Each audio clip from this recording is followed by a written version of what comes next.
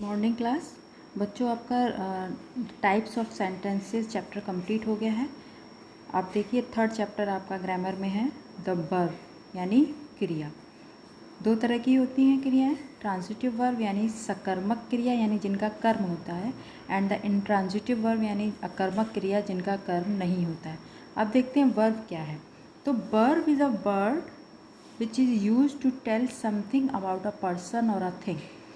यानी क्रिया वो शब्द है जिसका प्रयोग किसी व्यक्ति या किसी भी चीज़ के बारे में जो बात कही गई है उसके द्वारा जो बात उसके बारे में जो बात बताई जाती है वो, या उसके द्वारा जो एक्शन किया जाता है, जो कार्य किया जाता है उसके बारे में बताता है।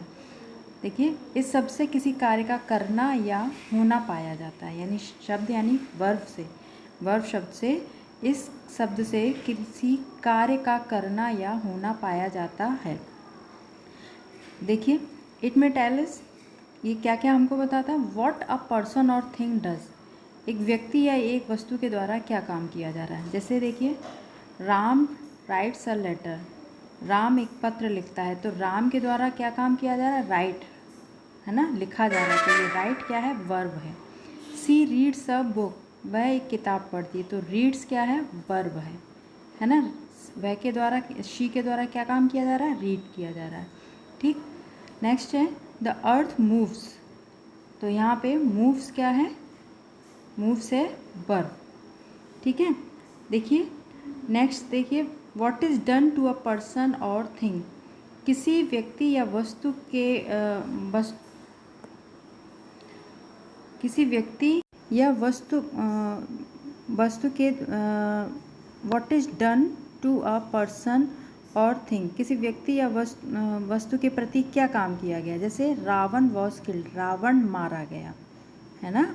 तो रावण मारा गया, ये क्या है, इसके लिए क्या काम किया गया, मारा गया। तो ये हो गया। किल्ड क्या है यहाँ पे, ये वर्ब है। उसी तरह से the table is sold, table खरीदी गई, सॉरी बेची गई। तो सोल्ड क्या है, ये क्या है, सोल्ड क्रिया है। यानी टेबल के प्रति क्या काम किया गया, बेचा गया।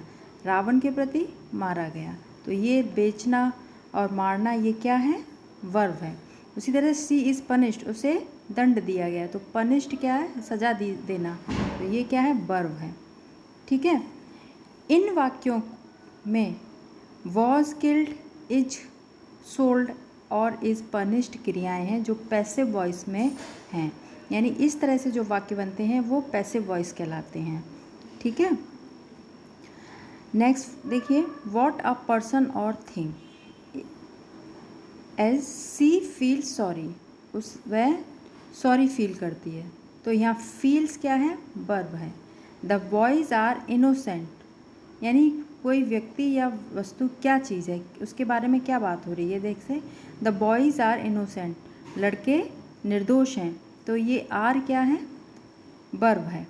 The bottle is broken, is broken क्या है, वर्ब। इन वाक्यों में फील्स, आर तथा इज़ ब्रोकन क्रियाएं हैं।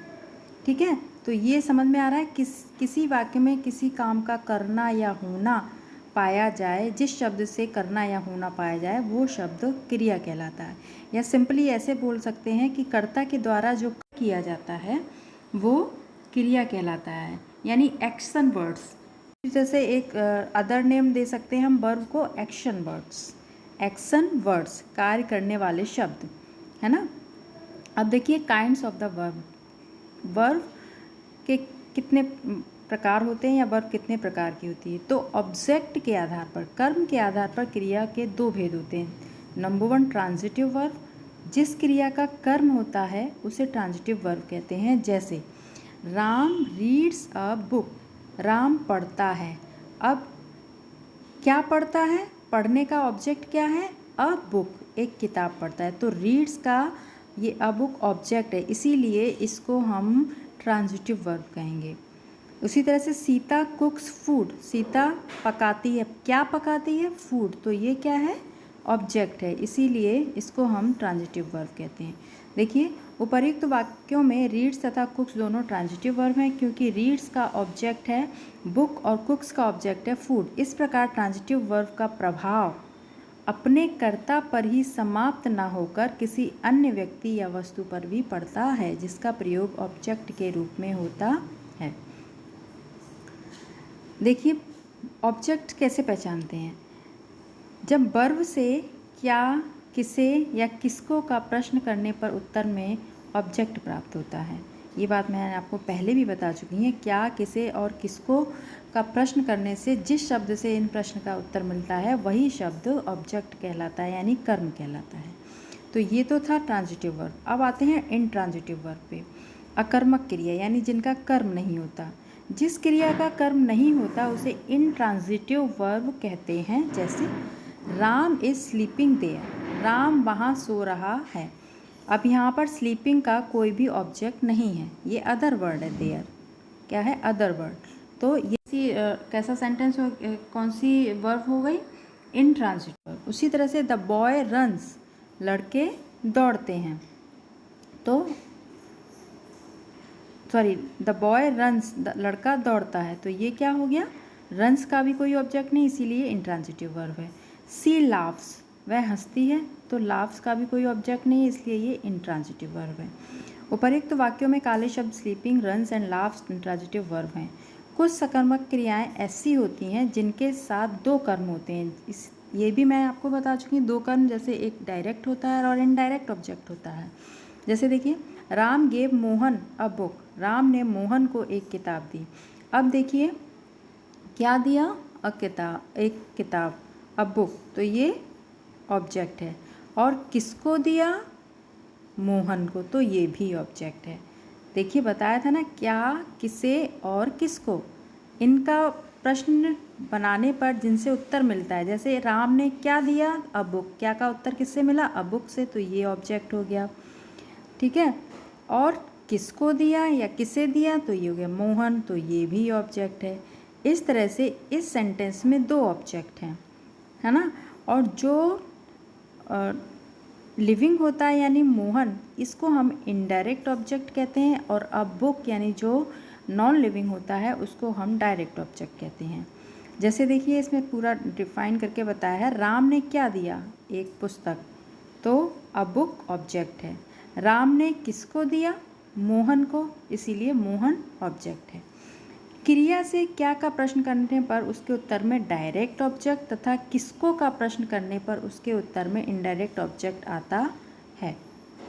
तो आप सिंपली ऐसे भी समझ सकते हैं कि नॉन लिविंग जो थिंग होगा वो डायरेक्ट ऑब्जेक्ट होता है और जो लिविंग थिंग होगा वो इनडायरेक्ट ऑब्जेक्ट होता है।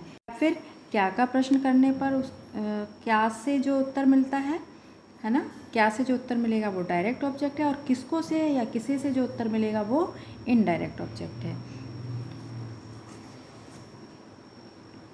देखिए ये कुछ सेंटेंस भी दिए हैं, डायरेक्ट और इनडायरेक्ट ऑब्जेक्ट हैं इनमें।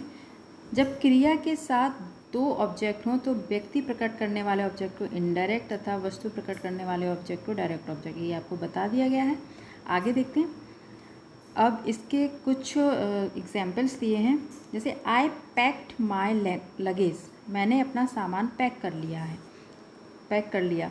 तो ये लगेज, पैक्ड, क्या पैक कर लिया? लगेज, तो ये ऑब्जेक्ट है, इसीलिए इसको ट्रांजिटिव वर्ब कहते हैं, क्योंकि इस वर्ब का ऑब्जेक्ट यहाँ पे मौजूद है। People packed in the hall, लोग एक हॉल में पैक हो गए।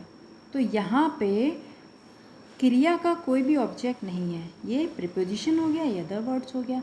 तो ये क्या हो गया? इनट्रांजिटिव वर्ब हो गया। उसी तरह से ही लाइटेड द कैंडल, तो लाइटेड का ऑब्जेक्ट द कैंडल है, इसीलिए ये द कैंडल है ऑब्जेक्ट लाइटेड का, इसलिए इस वर्ब को ट्रांजिटिव वर्ब कहते हैं। देखिए इसी तरह से ये सारे एग्जाम्पल्स दिए गए हैं। अब देखिए एक इसमें स्पेशल नोट भी दिया है। कुछ ऐसे ट्रांजिटिव वर्ब्स होते हैं जिनके भाव को पूरा करने के लिए कॉम्प्लीमेंट रखना पड़ता है। इन वर्ब्स को intransitive verb of incomplete prediction या लिंकिंग वर्ब कहते हैं। जैसे ही इज़ अ स्टूडेंट, अब यहाँ पे इज़, आर, बिकम, बिकेम और सीम ये वर्ब हैं, लेकिन इनको पूरा करने के लिए अ स्टूडेंट लगाया गया है, अ डॉक्टर लगाया गया है, हैप्पी लगाया गया है, टू बी सेड लगाया है। तो ये इसके कॉम्प्लीमेंट हैं, पूरक क्या है, इस सेंटेंस को पूरा करने के लिए इनको लगाया गया है, इसीलिए इनको कॉम्प्लीमेंट या पूरक कहा जाता है। तो कुछ सेंटेंसेज ऐसे, कुछ वर्ब्स ऐसी होती हैं, इन वर्ब्स को हम लिंकिंग वर्ब कहते हैं। क्या? Linking verb. जैसे he is a student, you are doctor, the boy became happy, she seem to be sad. तो ये क्या है? लिंकिंग वर्ब्स हैं। Is, am, are, was, were, has, have, became, seem, ये सब लिंकिंग वर्ब कहलाते हैं। डायरेक्ट एंड इनडायरेक्ट ऑब्जेक्ट, ये भी बताया है, बहुत सिंपल सा है। देखिए, I gave him a pen, तो I gave him a pen, इसमें दो ऑब्जेक्ट हैं। क्या दिया? अ पेन दिया। किसको दिया? हिम को दिया। तो अ पेन क्या हो गया? इनडायरेक्ट, सॉरी डायरेक्ट ऑब्जेक्ट, और हिम क्या हो गया? Direct object. देखिए, सी टोल्ड अस अ स्टोरी, तो अस और अ स्टोरी ये दो ऑब्जेक्ट हैं। अ स्टोरी कौन सा है? डायरेक्ट ऑब्जेक्ट है, और अस यानी इनडायरेक्ट ऑब्जेक्ट, क्योंकि us is a living thing and a story is a non living thing. So there are two objects, direct and indirect object, and which is the word which is non living, that is called direct object, and the word which is a living thing, so it is called indirect object. Mr. Sharma taught us Hindi. Here Hindi is a direct object and us is a indirect object. Now see number fourth example, you did me a great service. Me, here in this sentence, me is indirect object, and a great service is a direct object. Indirect object उस व्यक्ति को प्रकट करता है जिसे कुछ दिया जाए या जिसके लिए कुछ किया जाए। डायरेक्ट ऑब्जेक्ट उस प्राणी या वस्तु को प्रकट करता है जिसे, जो किसी को दी जाती है या कुछ किसी के लिए किया जाता है। जैसे Sita bought her sister a pen, Sita ने अपनी सिस्टर को एक पेन दिया। तो here her sister and a pen both are objects, and the direct object is a pen and the indirect object is her sister. Okay, understood बच्चों? Okay.